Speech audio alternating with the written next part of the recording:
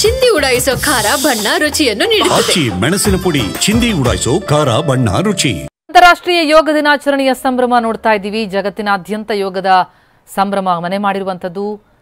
ರಾಜ್ಯದಲ್ಲೂ ಅಷ್ಟೇ ವಿಧಾನಸೌಧದಲ್ಲೂ ಯೋಗಾಭ್ಯಾಸವನ್ನ ನಡೆಸಲಾಗಿದೆ. 11ನೇ ಅಂತಾರಾಷ್ಟ್ರೀಯ ಯೋಗ ದಿನವನ್ನ ಲಕ್ಷಾಂತರ ಮಂದಿ ಸಾಮೂಹಿಕವಾಗಿ ಯೋಗಾಭ್ಯಾಸ ಮಾಡೋ ಮೂಲಕ ಆಚರಣೆಯನ್ನು ಮಾಡಲಾಗ್ತಾ ಇದೆ. ಸುಮಾರು 5,000 ಜನರಿಂದ ಸಾಮೂಹಿಕ ಯೋಗ. ವಿಧಾನಸೌಧದ ದೃಶ್ಯಗಳನ್ನು ನೋಡ್ತಾ ಇದ್ದೀವಿ.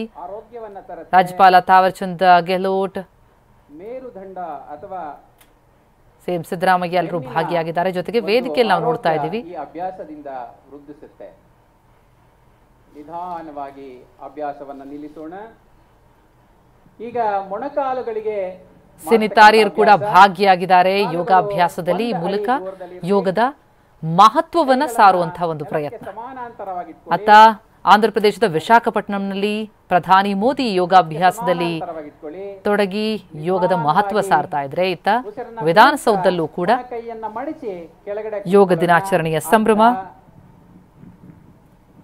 ಯಾರಿಗೆ ಮೊಣಕಾಲು ನೋವಿದೆ ನಟಿ ಮಾನ್ವಿತಾ ನಿಧಾನವಾಗಿ ಉಸಿರನ್ನ ತೆಗೆದುಕೊಳ್ಳುತ್ತಾ ಯೋಗಾಭ್ಯಾಸದಲ್ಲಿ ತೊಡಗಿದ್ದಾರೆ. ಉಸಿರನ್ನ ಬಿಡುತ್ತಾ ಯೋಗ ದಿನಾಚರಣೆ ಮತ್ತೆ ಕೆಳಗೆ ಕುಳಿತುಕೊಳ್ಳೋಣ. ಪುನರಾವರ್ತಿಸಿ 5 ರಿಂದ 6 ಸುತ್ತು ದೀರ್ಘವಾಗಿ ಉಸಿರನ್ನ ಬಿಡಿ, ಉಸಿರನ್ನ ತೆಗೆದುಕೊಳ್ಳುತ್ತಾ ಮೇಲೆ ಬನ್ನಿ. ವಿಧಾನಸೌಧದ ಲೈವ್ ವಿಜುವಲ್ಸ್ ನೋಡ್ತಾ ಇದ್ದೀವಿ.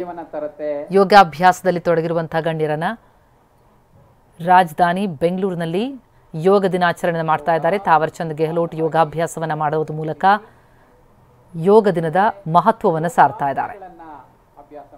ವಿಧಾನಸೌಧದಲ್ಲಿ ರಾಜ್ಯಪಾಲ ತಾವರ್ಚಂದ್ ಗೆಹ್ಲೋಟ್ ಯೋಗಾಭ್ಯಾಸ. ಇತ್ತ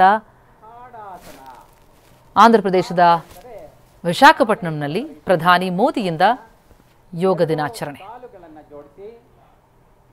ಈ ರೀತಿ ದೇಶದ ಮೂಲೆ ಮೂಲೆಯಲ್ಲೂ ಕೂಡ ಯೋಗ ದಿನವನ್ನು ಸಂಭ್ರಮಿಸಲಾಗ್ತಾ ಇದೆ. ಜೂನ್ 21 ಅಂತಾರಾಷ್ಟ್ರೀಯ ಯೋಗ ದಿನವಾಗಿ ವಿಶ್ವಸಂಸ್ಥೆ 2015ರಲ್ಲಿ ಘೋಷಣೆ ಮಾಡಿದ ದಿನದಿಂದಲೂ ಕೂಡ ಪ್ರತಿ ವರ್ಷ ಜೂನ್ 21ರಂದು ಯೋಗ ದಿನವನ್ನು ಆಚರಿಸಲಾಗ್ತಾ ಇದೆ. ಒನ್ ಅರ್ತ್ ಒನ್ ಹೆಲ್ತ್ ಈ ಥೀಮ್ ನಡಿ ಯೋಗ ದಿನವನ್ನು ಆಚರಿಸಲಾಗ್ತಾ ಇದೆ. ಮತ್ತೊಮ್ಮೆ ಮಾಡೋಣ. ದೀರ್ಘವಾಗಿ ಉಸಿರನ್ನು ತೆಗೆದುಕೊಳ್ಳುತ್ತಾ ಮೇಲೆ ಇದೇ ಭಂಗಿಯಲ್ಲಿ ನಿರ್ವಹಿಸಿ 5 ರಿಂದ 6 ಕೌಂಟ್ಸ್ ಆಗುವಷ್ಟು. ಕಷ್ಟ ಆಗ್ತಾ ಇದೆ ಕೆಲವರಿಗೆ, ಅಭ್ಯಾಸ ಮಾಡಿಲ್ಲ ಅಂದ್ರೆ ನಿಧಾನವಾಗಿ ಬನ್ನಿ. ಈ ಅಭ್ಯಾಸದಿಂದ ನಮ್ಮ ದೇಹದ ನರಮಂಡಲ ಕೂಡ ಶಕ್ತಿಯುತವಾಗ್ತದೆ, ಕಾಲುಗಳು ಸ್ಟ್ರೆಂತ್ ಆಗ್ತವೆ, ನಮ್ಮ ಮಾಂಸಖಂಡಗಳಿಗೆ ಒಂದು ಒಳ್ಳೆಯ ಒಂದು ಅಭ್ಯಾಸ ದೊರಕುತ್ತೆ. ಮುಂದಿನ ನಿಧಾನವಾಗಿ ಉಸಿರನ್ನ ಬಿಡ್ತಾ ಕೈಯನ್ನ ಕೆಳಭಾಗಕ್ಕೆ ಇಡಿ. ದೀರ್ಘವಾದಂತಹ ಶ್ವಾಸ 2 ಮೂಗಿನ ಹೊಳ್ಳೆಯಿಂದ ನಿಧಾನವಾಗಿ ಬಾಯಿ ಮುಖಾಂತರ ಶ್ವಾಸವನ್ನ ಹೊರಚೆಲ್ಲಿ. ಈಗ ನಾವೆಲ್ಲರೂ ವೃಕ್ಷಾಸನವನ್ನ ಮಾಡ್ತಾ ಇದ್ದೇವೆ. 2 ಕಾಲುಗಳ ಮೇಲೆ ಸಮಾನವಾಗಿ ಭಾರವನ್ನ ಹಂಚಿ ನಿಧಾನವಾಗಿ ನಿಮ್ಮ ದೇಹದ ಭಾರವನ್ನ ನಿಮ್ಮ ಎಡಗಾಲಿನ ಕಡೆ ಹರಿಸಿ ಬಲಗಾಲನ್ನ ಹಗುರ ಮಾಡಿ ನಿಧಾನ